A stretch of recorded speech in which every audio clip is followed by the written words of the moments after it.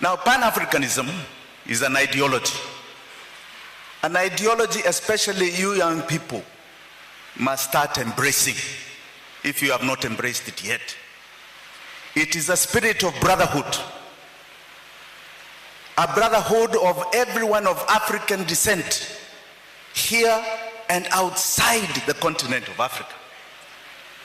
And this brotherhood recognizes our diverse culture, traditions, languages, and its strength and richness.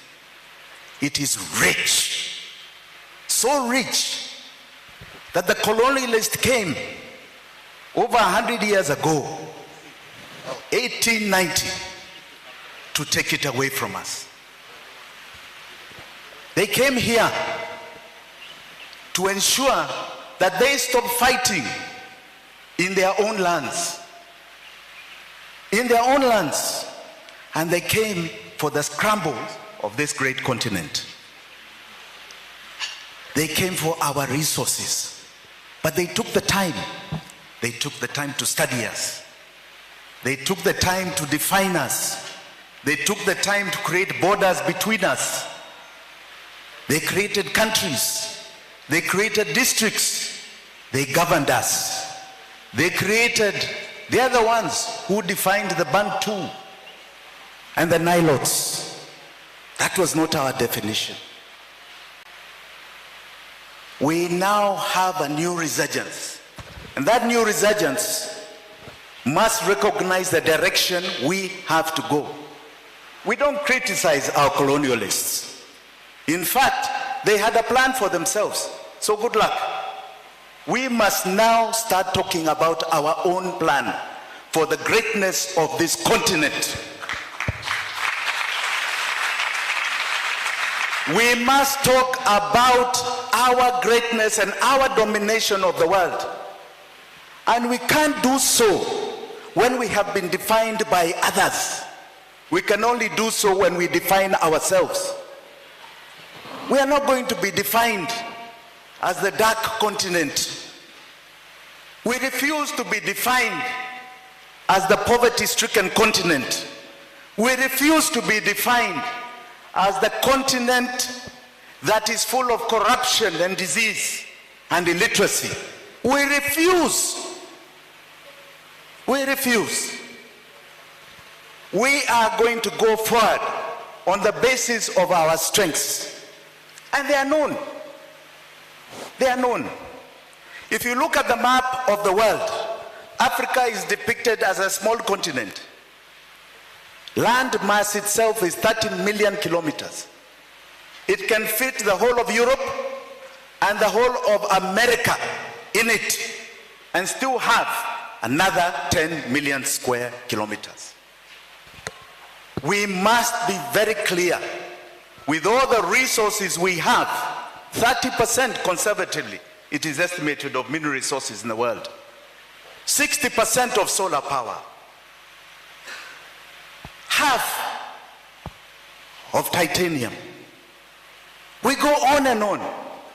But the richest is the people. We have 1.4 billion Africans.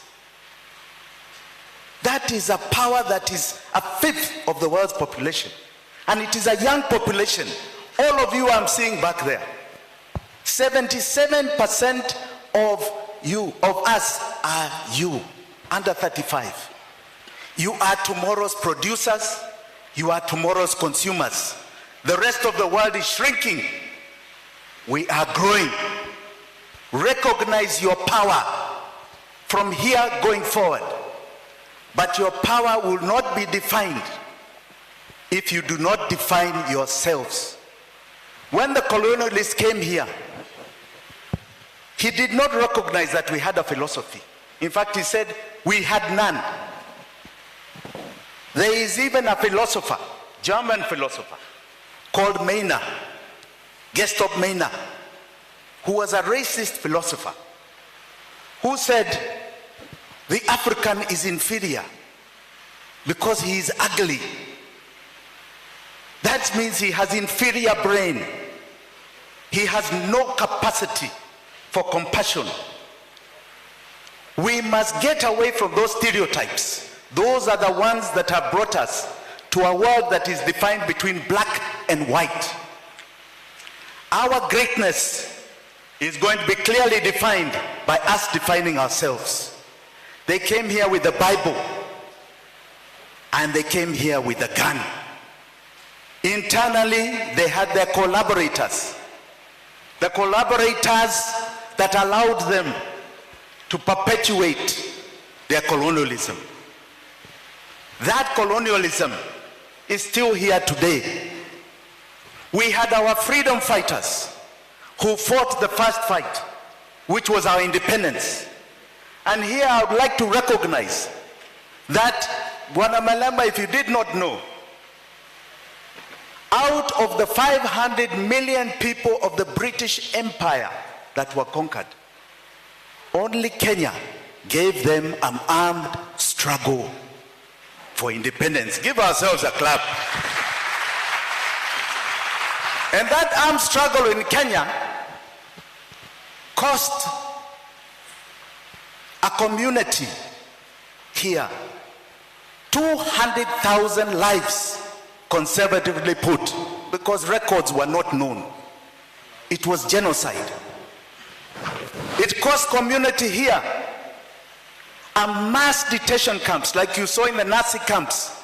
Entire communities of this country, in central Kenya specifically, were put under detention like the Nazi prison camps. The other day we had a king here who colonized us. And we appreciate. We don't know why he came. Do you know why he came? Because we didn't understand why he came. We were not told why he was here. We didn't know whether he wanted to see where his mother was made king, queen, or something. We don't know. But when he came, he said he regrets and they are sorrowful. But he did not say sorry. He did not say sorry. One discussion they do not want to have is what they got from the colonies. 60% of the UK is built on their colonies. Their GDP is built on the colonies. And the greatest fear they have is the question of reparations. They are frightened of that word. Frightened. But it is a discussion we must start having. We are not going to allow the continuation of neocolonialism. We had our independence heroes. We had our second liberation heroes against those who were Africans that colonized us. I've seen in South Africa, you are going through the same thing. We have been there. Now we are going through together the economic liberation forward. Ama sequel. There's no other topic even in this country and on this continent other than economic liberation. And that liberation, please understand, they are the colonized Africans, even in that liberation. The ones who are perpetuating debt as a tool of slavery. The ones who are perpetuating the removal of our natural resources as a tool of slaverism. The ones who believe,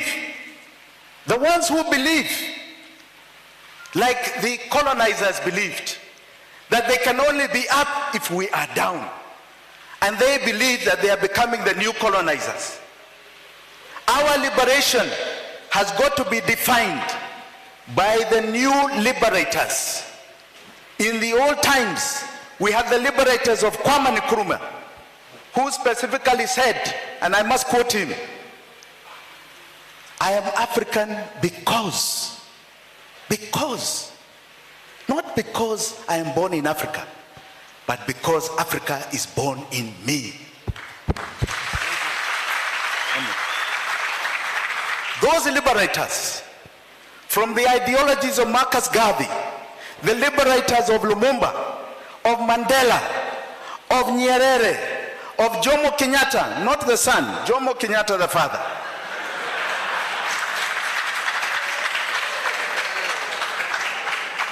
those liberators must be recognized. The new liberators now for the economic liberation must also be recognized. We know the colonizers, the African colonized. We now must recognize that we must form a union of the African liberators in this struggle for economic liberation. And with that, I say Africa hoye, Africa freedom, Africa asanteni sana. Thank you. God bless. Thank you.